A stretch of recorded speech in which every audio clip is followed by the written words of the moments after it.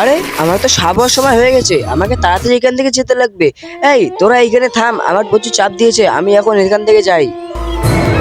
আরে কি ব্যাপার রে, প্রতিদিন গেম খেলার সময় লতি বাড়ি চলে যায়, ওর বলে পেট খারাপ হয় কি হয় কে জানে। চল তো যাই দেখি। তোর ঠেকা তুই যা। ঠিক আছে তা তুই থাক, আমি গেলাম।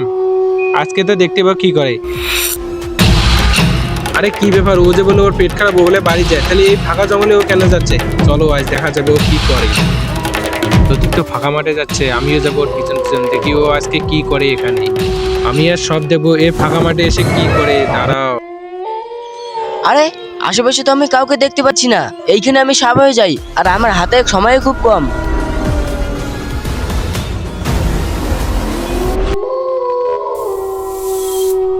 ওরে বাপরে, লতিফ তো বিশাল বড় সাপ হয়ে গেছে, আর এই সাপ হয়ে যদি ও পুরো গ্রামবাসীকে মেরে ফেলে, তার আগে তো আমি ইমরানকে যে সব বলে দেবো।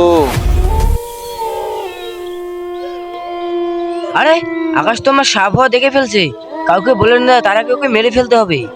আরে বাপরে, আমাকে মেরো না, আমাকে মেরো না, আমাকে মেরো না, তুমি আমাকে মেরো না। আমি তোকে একটা শর্তে ছেড়ে দিতে পারি, এই ভিডিও যত লোক দেখতেছে সবাইকে লাইক, সাবস্ক্রাইব এবং শেয়ার করতে হবে, তাহলে আমি তোকে ছেড়ে দেবো। তো ভাই সকলেই লাইক কমেন্ট সাবস্ক্রাইব করে দেন, নাহলে আমাকে মেরে ফেলবে।